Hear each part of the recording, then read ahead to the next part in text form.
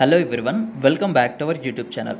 NEET exam అయితే ఈ సంవత్సరానికి సంబంధించి అయిపోయింది. సో స్టూడెంట్స్ అందరూ కూడాను చాలా బాగా రాశారని అనుకుంటున్నాను. అయితే స్టూడెంట్స్ అందరూ కూడా నీట్ కట్ ఆఫ్ పెట్టండి, నీట్ కట్ ఆఫ్ పైన వీడియో చేయండి అని అయితే అడుగుతున్నారు. సో ఈ వీడియోలో నేను నీట్ 2024కి సంబంధించి ఆంధ్రప్రదేశ్ యొక్క కట్ ఆఫ్ అనేది ఏ విధంగా ఉండొచ్చు అనే డీటెయిల్స్ అయితే ఎక్స్ప్లెయిన్ చేస్తాను. అండ్ అదేవిధంగా రేపు తెలంగాణ స్టేట్కి సంబంధించిన కట్ ఆఫ్ వీడియో అయితే కూడా చేస్తాను. ఇక మన ఛానల్లో నీట్ 2024కి సంబంధించి కౌన్సిలింగ్ అప్డేట్స్ కావచ్చు, కౌన్సిలింగ్ ప్రొసీజర్స్ కావచ్చు, లేటెస్ట్ అప్డేట్స్ కావచ్చు, ప్రతి ఒక్కటి కూడాను A to Z అన్ని విషయాలు కూడా మన ఛానల్ ద్వారా అప్డేట్ చేయడం జరుగుతుంది. సో మీరు కానీ మిస్ అవ్వకుండా ఉండాలంటే మన ఛానల్ని సబ్స్క్రైబ్ చేసి పక్కన ఉన్న బెల్ని ఆల్లో పెట్టండి. సో ఇక టాపిక్ కానీ స్టార్ట్ చేసినట్లయితే, సో నీట్ కట్ ఆఫ్ అని అయితే అందరూ అడుగుతున్నారు కదా. సో ఈ నీట్ కట్ ఆఫ్ అనేది రెండు విధాలుగా ఉంటుంది.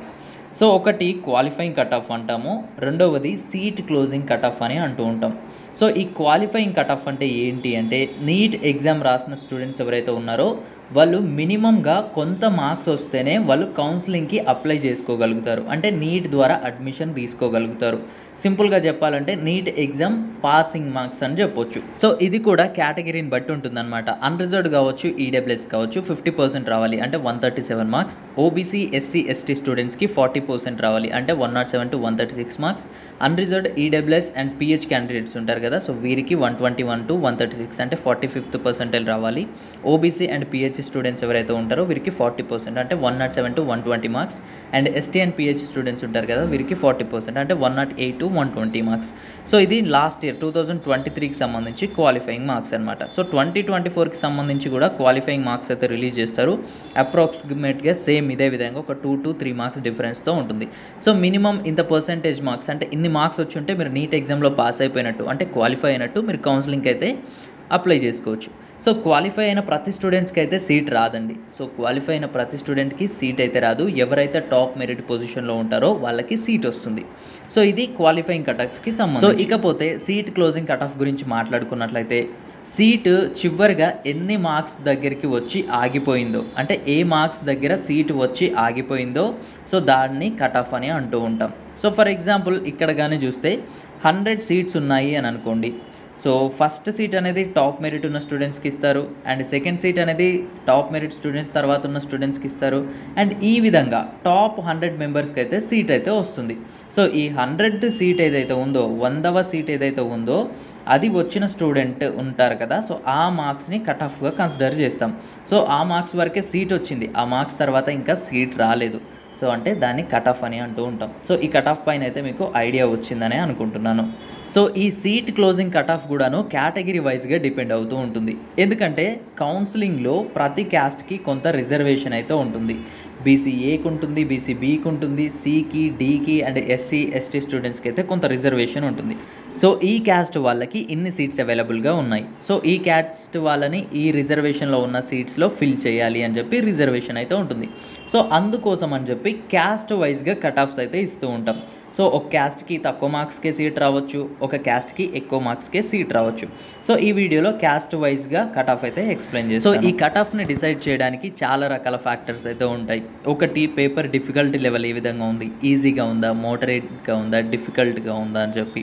రెండవది నెంబర్ ఆఫ్ సీట్స్ ఎన్ని అవైలబుల్గా ఉన్నాయి, సో స్టూడెంట్స్ ఎంతమంది ఉన్నారు, ఎన్ని సీట్స్ అవైలబుల్గా ఉన్నాయి, ఏ కేటగిరీలో ఎంతమంది స్టూడెంట్స్ ఉన్నారు అనే దాన్ని బట్టి డిపెండ్ అవుతూ ఉంటుంది. మూడవది వచ్చేసి స్టూడెంట్స్ యొక్క పర్ఫార్మెన్స్ స్టేట్స్లో ఏ విధంగా ఉంది, అంటే తెలంగాణ స్టేట్స్లో ఉన్న స్టూడెంట్స్ ఎక్కువ మెరిట్ ఉందా, ఆంధ్రప్రదేశ్ స్టేట్లో ఉన్న స్టూడెంట్స్కి ఎక్కువ మెరిట్ ఉందా అని. ఒకవేళ మన స్టేట్లో ఉన్న స్టూడెంట్స్కి ఎక్కువ మెరిట్ పొజిషన్ ఉందనుకోండి, వాళ్ళు ఆల్ ఇండియా కోటా కౌన్సిలింగ్లోకి వెళ్ళొచ్చు, లేదంటే పక్క స్టేట్ కౌన్సిలింగ్లోకి వెళ్ళి జాయిన్ అవ్వచ్చు. దీని ద్వారా మన స్టేట్లో ఉన్న సీట్స్ ఏవైతే ఉన్నాయో అవి తక్కువ మార్క్స్ వచ్చిన స్టూడెంట్స్కి వెళ్తాయి కాబట్టి, సో ఇది కూడా కట్ ఆఫ్ని అయితే డిసైడ్ చేస్తూ ఉంటుంది. ఇకపోతే స్టూడెంట్ పర్ఫార్మెన్స్ ఇన్ క్యాస్ట్, అంటే మన క్యాస్ట్లో స్టూడెంట్ పర్ఫార్మెన్స్ ఏ విధంగా ఉంది. ఫర్ ఎగ్జాంపుల్ మనం బీసీడీ అనుకోండి, బీసీడీలో మనకంటే తక్కువ మార్క్స్ వచ్చిన స్టూడెంట్స్ని పక్కన పెట్టేసి ఎక్కువ మార్క్స్ వచ్చిన స్టూడెంట్స్ ఎంతమంది ఉన్నారు. ఎందుకంటే బీసీ-డీలో ఉన్న సీట్స్‌ని బీసీ-డీ స్టూడెంట్స్‌కే ఫిల్ చేస్తారు కాబట్టి, సో ఈ ఫ్యాక్టర్ కూడా మనకి కట్ ఆఫ్‌ని అయితే డిసైడ్ చేస్తూ ఉంటుంది. ఒకవేళ బీసీ-డీలో ఉన్న స్టూడెంట్స్ టాప్ మార్క్స్ స్కోర్ చేశారనుకోండి, వాళ్ళు ఓపెన్ అంటే అన్‌రిజర్వ్డ్‌లో ఉన్న సీట్స్ ఉంటాయి కదా, అన్‌రిజర్వ్డ్‌లో కూడా కొన్ని సీట్స్ ఉంటాయి. సో వాటి నుంచి సీట్ తీసుకున్నారనుకోండి, బీసీ-డీలో ఉన్న సీట్ ఖాళీగా ఉంటుంది. అది తక్కువ మార్క్స్ ఉన్న బీసీ-డీ స్టూడెంట్స్‌కి అయితే ఇచ్చేస్తారు. సో ఈ విధంగా చాలా రకాల ఫ్యాక్టర్స్ అయితే ఉంటాయండి. సో ప్రజెంట్ మనకి ఎగ్జామ్ మాత్రమే కంప్లీట్ అయిపోయింది. సో పేపర్ డిఫికల్టీ లెవెల్ అనేది కొంతమందిని కనుక్కున్నప్పుడు ఈజీ టు మోడరేట్ అని అంటూ ఉన్నారు. బట్ మనకి రిజల్ట్స్ వస్తాయి, అంటే డేటా రిలీజ్ అవుతే మార్క్స్ వర్సెస్ ర్యాంక్స్ కావచ్చు, లేదంటే లాస్ట్ ఇయర్కి ఈ ఇయర్కి మార్క్స్ వర్సెస్ ర్యాంక్స్ ఎంత డిఫరెన్స్ వచ్చింది అనేది మనకు అర్థమవుతుంది. అండ్ అదేవిధంగా ఈ ఇయర్ కొన్ని కాలేజెస్ యాడ్ అవుతాయి అంటున్నారు. సో బట్ ఇంకా 100% షూర్గా మనకి ఎన్ని సీట్స్ యాడ్ అవుతున్నాయి అన్న విషయాలు అయితే ఇంకా తెలీదు. అండ్ ఇకపోతే మన స్టేట్ స్టూడెంట్స్కి పర్ఫార్మెన్స్ ఏ విధంగా ఉంది అనేది కూడా మనకు తెలీదు. అండ్ మన క్యాస్ట్లో ఎంతమంది అప్లై చేసుకున్నారు, ఎంతమంది క్వాలిఫై అయ్యారు, ఎంతమంది ఏ మార్క్స్ రేంజ్లో ఉన్నారు అన్న డీటెయిల్స్ కూడా మనకి ఏది తెలియదు. సో ఇప్పుడు ఈ కట్ ఆఫ్స్ ఎవరు చెప్పినా కానీ, సో నేను చెప్పినా, వేరే ఛానల్ వాళ్ళు చెప్పినా, లేదంటే ఇంకా వేరే ఇన్స్టిట్యూట్ వాళ్ళు ఎవరు చెప్పినా కానీ కరెక్ట్గా అలాగే ఉంటుంది కట్ ఆఫ్, అదే కట్ ఆఫ్ మెయింటైన్ అవుతుంది అని చెప్పి మనం 100% చెప్పలేము.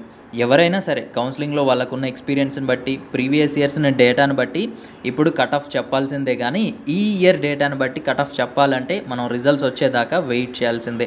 సో చాలామంది స్టూడెంట్స్ అడుగుతున్నారు కాబట్టి ప్రీవియస్ ఇయర్స్ని కట్ ఆఫ్స్ని బట్టి అండ్ ప్రీవియస్ ఇయర్స్ అనాలైసిస్ని బట్టి నాకు ఒక 4-5 ఇయర్స్ ఎక్స్పీరియన్స్ అయితే ఉంది ఈ కౌన్సిలింగ్ ప్రొసీజర్స్లో.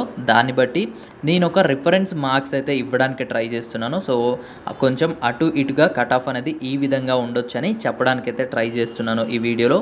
సో ఈ కట్ ఆఫ్ కంటే తక్కువ మార్క్స్ వచ్చినా, లేదంటే స్టూడెంట్స్ ఎవరైతే ఉంటారో మీరు అసలు టెన్షన్ పడాల్సిన అవసరం అయితే లేదు. వన్స్ కౌన్సిలింగ్ స్టార్ట్ అయ్యాక కట్ ఆఫ్స్లో వేరియేషన్స్ అనేది రావచ్చు, ఇంకా చాలా ఫ్యాక్టర్స్ని బేస్ చేసుకొని కట్ ఆఫ్ అనేది మొత్తంగా కూడా చేంజ్ అయితే అవ్వచ్చు. సో ఇక కట్ ఆఫ్ చెప్పే ముందు ఒక ఇన్ఫర్మేషన్ అయితే ఇవ్వాలి అని అనుకుంటున్నాను. సో ప్రతి సంవత్సరం లాగానే ఈ సంవత్సరం కూడా మన ఛానల్లో మెంటర్షిప్ ప్రోగ్రామ్ అనేది స్టార్ట్ చేయడం జరిగింది.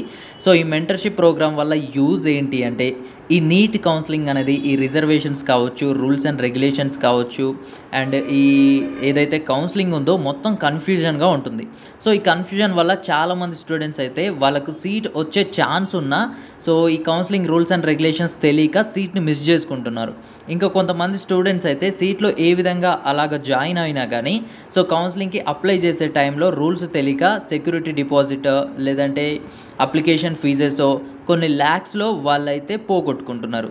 సో ఇలాంటివన్నీ అవాయిడ్ చేస్తూ ప్రతి ఒక్క స్టూడెంట్కి కూడాను కౌన్సిలింగ్లో హెల్ప్ చేస్తూ స్మూత్గా వాళ్ళకి కౌన్సిలింగ్ ప్రాసెస్ అనేది కంప్లీట్ చేయాలని ఈ మెంటర్షిప్ ప్రోగ్రామ్ అయితే స్టార్ట్ చేశాము. సో ఈ మెంటర్షిప్ ప్రోగ్రాంలో జాయిన్ అయిన స్టూడెంట్స్కి స్పెషల్గా వాట్సాప్ గ్రూప్ ఉంటుంది. నా పర్సనల్ మొబైల్ నెంబర్ ఇస్తాను, అలాగే మన ఛానల్ యొక్క వెబ్సైట్ లింక్ ఇస్తాను. ఆ వెబ్సైట్లో ప్రతి ఒక్క రిపోర్ట్స్ కూడా ఉంటాయి. కట్ ఆఫ్ ఏ విధంగా ఉంది, ఏ క్యాస్ట్కి ఎక్కడ ఆగిపోయింది, వాళ్ళ స్టేట్ ర్యాంక్ ఎంత, వాళ్ళ క్యాస్ట్ ర్యాంక్ ఎంత అనే డీటెయిల్స్ అన్నీ కూడాను మెన్షన్ చేసి ఉంటాయి. సో ఈ website access and personal guidance ఇదంతా కూడాను కౌన్సిలింగ్ అయిపోయేంత వరకు ఉంటుంది.